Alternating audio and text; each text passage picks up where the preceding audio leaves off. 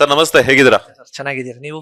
ನಾನು ಸೂಪರ್ ಆಗಿದ್ದೀನಿ. ಸೊ ಧನುಷ್ ಅವ್ರು ಅಂದ ತಕ್ಷಣ ನಿಮ್ಗೆ ಅವರ ಆಕ್ಟಿವ್ನೆಸ್ ನೆನಪಾಗುತ್ತಾ? ಇಲ್ಲ ಅಂತಂದ್ರೆ ಬಿಗ್ ಬಾಸ್ ಮನೇಲಿ ಯಾವ ತರ ಇದ್ದಾರೆ? ನಿಮ್ಗೆ ಎಷ್ಟು ವರ್ಷಗಳ ಸ್ನೇಹ ಅಂತ?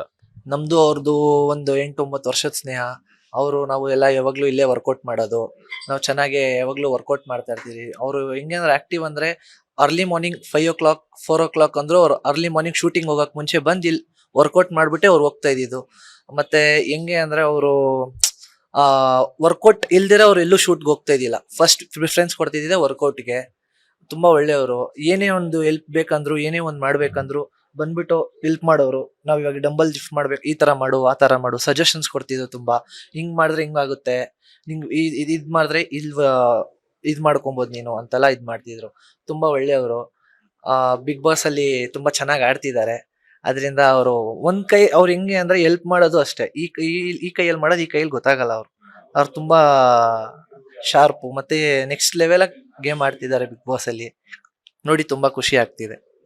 ಇದುವರೆಗೂ ಫಿನಾಲೆ ಹಂತಕ್ಕೆ ತಲುಪಿರುವಂತಹ ಕಂಟೆಸ್ಟೆಂಟ್ಸ್ ಅಲ್ಲಿ ಬಿಗ್ ಬಾಸ್ ಮನೆಯಲ್ಲಿ ಧನುಷ್ ಅವರು ಮೊಟ್ಟ ಮೊದಲ ಬಾರಿಗೆ ನಿಲ್ತಾರೆ. ಬಿಕಾಸ್ ಯಾಕಂತಂದ್ರೆ ಮೊನ್ನೆ ಟವರ್ ಟಾಸ್ಕ್ ಅನ್ನ ಗೆದ್ದಾಗ, ಆ ಒಂದು ಟಾಸ್ಕ್ ಅನ್ನ ನೋಡಿದಾಗ, ಆ ಮೂಮೆಂಟ್ಸ್ ಅನ್ನ ನೋಡಿದಾಗ ಎಷ್ಟು ಎಂಜಾಯ್ ಮಾಡ್ತಿದ್ರಿ ಅಂತ? ತುಂಬಾ ಖುಷಿ ಆಯ್ತು ಸರ್. ಆ ಟವರ್ ಹತ್ತವಾಗ್ಲೂ ನಮ್ಗೆ ಒಂದು ಏನೋ ನಮ್ಮವರೇ ಗೆದ್ರೇನೋ ಅನ್ನೋಷ್ಟು ತುಂಬಾ ಖುಷಿ ಆಗ್ತಿತ್ತು.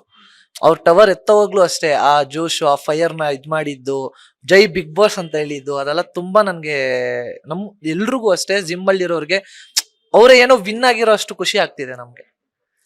ಯಾವ ಮೂಮೆಂಟ್ಸ್ ಎಲ್ಲ ನೀವು ರೀಕಾಲ್ ಮಾಡ್ತೀರಾ? ಬಿಕಾಸ್ ಯಾಕಂತಂದ್ರೆ ಈಗ ಫಿನಾಲೆ ಅಂತ ಕೂರ್ಕೂತು ಹೋಗ್ಬೇಕು ಅಂತಂದ್ರೆ ಇಟ್ಸ್ ನಾಟ್ ಈಸಿ.